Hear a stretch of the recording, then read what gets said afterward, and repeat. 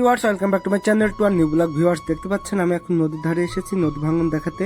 আসলে যে পরিমাণে ভাঙা ধরেছে, গতকালকে যে রাতে ভারী বৃষ্টি হয়েছে সেই বৃষ্টিতেই কিন্তু এই ভাঙনটা ধরেছে। আসলে এখানে তুলা মাটি, যার কারণে কিন্তু ধুয়ে যাচ্ছে বেশি। এই রাস্তাটা যেহেতু আমাদের গ্রামের রাস্তা হচ্ছে, এটা আমাদেরই সম্পদ, এটা আমাদের রক্ষা করা উচিত। আমরা যে যেভাবে পারি কাজ করে কিন্তু এই ভাঙন ঠেকানোর চেষ্টা করেছি, তারপর তো কিছু করার নাই। আল্লাহ যে পরিমাণ বৃষ্টি দিচ্ছে গতকাল রাতে, সেই বৃষ্টিতেই কিন্তু ভাঙন ধরেছে। কারণ পানি তো বের হতে হবে, তাই না? দেখতে পাচ্ছেন আপনারা কি পরিমাণ ভাঙন ধরেছে। এই জায়গাতেই কিন্তু একটা কালভার্ট ছিল, যে কালভার্টটা কিন্তু এই বৃষ্টির পানির চাপেই কিন্তু ভেঙে গিয়েছিল এই রাস্তা হওয়ার আগে। কিন্তু রাস্তা হওয়ার আগে কিন্তু এখানে বালি না ফেলে কিন্তু মাটি ফেলা হয়েছে, যার কারণে কিন্তু মাটি কেটে কেটে চলে যাচ্ছে একদম নদীর মাঝেই। এটা কিন্তু খুব দুঃখজনক। আমরা কিন্তু বলেছিলাম এখানে বালি ফেলার কথা, কিন্তু তারা বললো এখানে মাটির বাজেট, মাটিই ফেলতে হবে, এসব বলে কিন্তু তারা মাটি ফেলে গিয়ে। সারা বাংলাদেশ যে পরিমাণ বন্যা হচ্ছে, সেখানে কিন্তু আমাদের এখানে একটু কমই হচ্ছে, কারণ পাশেই নদীতে পানি, সব পানি নেমে যায়, যার কারণে কিন্তু আমরা এখনো বন্যার সম্মুখীন হয়নি। অনেক আগে ছোটবেলায় দেখেছি 2004 সালে কিন্তু বন্যা হয়েছিল, তারপর থেকে কিন্তু এখন পর্যন্ত কোনো বড় ধরনের বন্যা আমরা দেখতে পাইনি। ভারী বৃষ্টিতে কিন্তু নদীতে পানি বেড়েছে, কিন্তু বন্যার মতো পরিস্থিতি এখনো হয়নি। কিন্তু গ্রামগঞ্জে কিন্তু আগের তুলনায় এখন প্রচুর পরিমাণে কিন্তু পানি জমে আছে, কারণ জায়গা খাল, যে খাদ মাছ ছিল সব কিন্তু বুঝে গিয়েছে। বুঝে যাওয়ার কারণে কিন্তু পানি বেঁধে থাকে, সেই পানিটাই কিন্তু নদীতে নামছে। নামার ক্ষেত্রে কিন্তু এই তুলা মাটি কিন্তু ধুয়ে চলে যাচ্ছে একদম নদীতে। প্রচুর পরিমাণে ভাঙন ধরেছে, কি পরিমাণে ভাঙা ভেঙেছে আপনারাই দেখতে পাচ্ছেন সচক্ষে। এই ভাঙন কিন্তু আমাদের মতো সাধারণ পাবলিকের ঠেকানো খুবই দুষ্কর, কারণ এটা ভাঙা ধরেছে, কেউই কিন্তু অত গ্রাহ্য করতে চায় না। যেহেতু আমাদের সম্পদ, আমাদের গ্রাহ্য করে দেখা উচিত।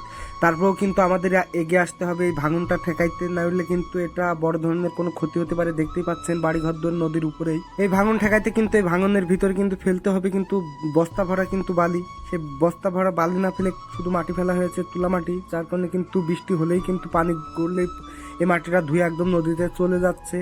দেখতে পাচ্ছেন কতটা গভীর, আসলে সবটাই কিন্তু একদম তুলা মাটি, যার কারণে কিন্তু এই পরিস্থিতির শিকার হতে হচ্ছে আমাদের এখন। তাই এই ভাঙন ঠেকাইতে কিন্তু এখন আমাদের গ্রামের লোকের এক হয়ে কিন্তু এখানে বালি ফেলতে হবে, যেভাবেই হোক, সেটা সরকারিভাবে হোক আর আমাদের নিজস্ব টাকা দিয়ে হোক, যাই হোক, একটা কিছু করতে হবে, নইলে কিন্তু বড় ধরনের ক্ষতির সম্মুখীন আমরা কিন্তু হয়ে যাব। দেখতে পাচ্ছেন কি ভয়ানক একটা অবস্থা। এই জায়গাটা যারা চিনেন তারা আসলে এখানে আসলেই বুঝতে পারেন এখানে কতটা গভীর।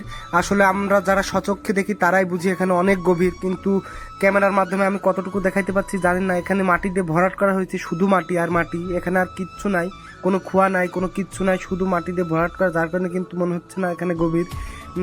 যার কারণে কিন্তু এই মাটির কারণে কিন্তু ধুয়ে যাচ্ছে। সেই ভাঙনের তীরেই কিন্তু বসে কিন্তু পাট চিকাচ্ছে সোনালি আঁশ। দেখতে পাচ্ছেন প্রচুর পরিমাণে টিপটাপ করে বৃষ্টি হয়েই যাচ্ছে একের পর এক। এই বৃষ্টি কখন যে ভারী বৃষ্টিতে পরিণত হবে আমরা জানি না। এই ভারী বৃষ্টিতে পরিণত হলে মনে হয় এই বাঁধ ভেঙে একদম ধুয়ে নদীর ভিতরে চলে যাবে।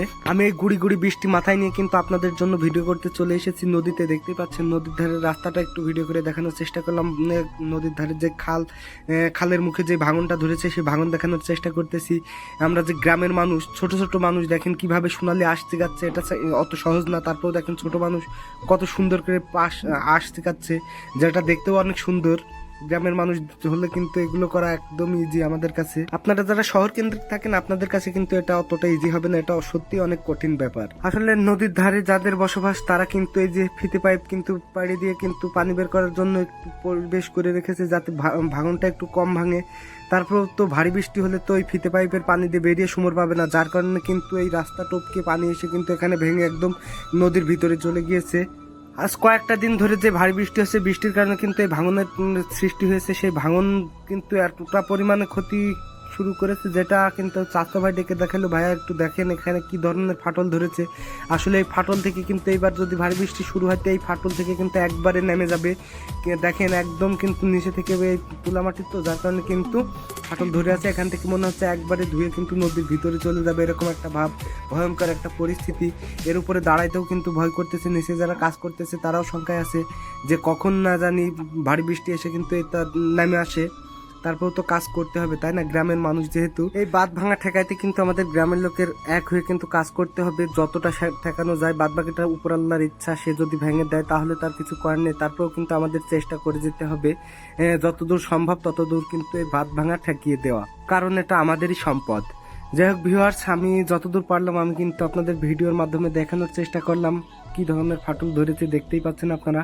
হ্যাঁ, আমার ভিডিও যদি আপনাদের ভালো লাগে অবশ্যই লাইক কমেন্ট শেয়ার করে আমার সাথে থাকবেন। আর যদি ফেসবুক পেজ থেকে দেখেন অবশ্যই পেজটি ফলো করে দিবেন এবং ইউটিউব চ্যানেল থেকে দেখতে চ্যানেলটি সাবস্ক্রাইব করে বেল আইকনটি বাজিয়ে দিবেন। পরবর্তী ভিডিও আসা পর্যন্ত সবাই ভালো থাকবেন, সুস্থ থাকবেন।